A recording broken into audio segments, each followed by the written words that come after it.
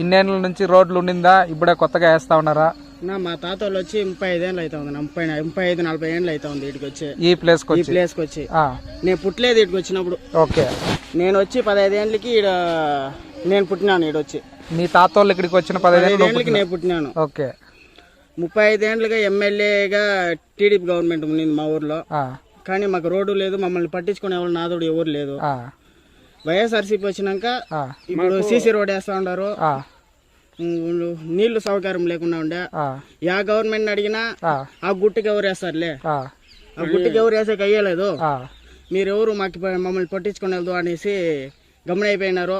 మేము ఈసారి 5 ఏళ్ళకు ముందు వైఎస్ఆర్సీపీకి ఓటేసి వైఎస్ఆర్సీపీని గెలిపించుకున్నాము.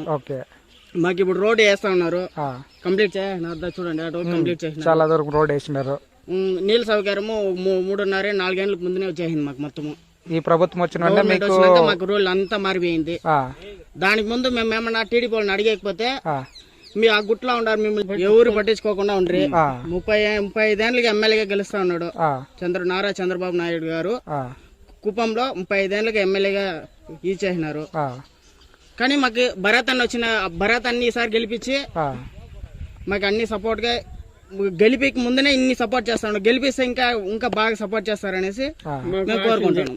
ఈసారి వైఎస్ జగన్మోహన్ రెడ్డిని గెలిపిస్తాము, కుప్పంలో ఎమ్మెల్యేగా భరత్ అని గెలిపిస్తాము అనుకుని మా వాళ్ళంతా ఫుల్ గా క్లారిటీగా ఉన్నారు, పక్కా క్లారిటీగా ఉన్నారు. సో మీరేమంటున్నారంటే ఒక ఎమ్మెల్యేగా కాకుండానే భరత్ అనే వ్యక్తి ఇన్ని మంచి పనులు చేస్తా ఉన్నారు కాబట్టి గెలిపిస్తే ఇంకా ఇన్ని మంచి పనులు చేస్తారు. ఓకే. సో మీ నమ్మకం నిజమవ్వాలని మేము కూడా దేవుణ్ణి కోరుకుంటున్నాం. Thank you. Please subscribe .news.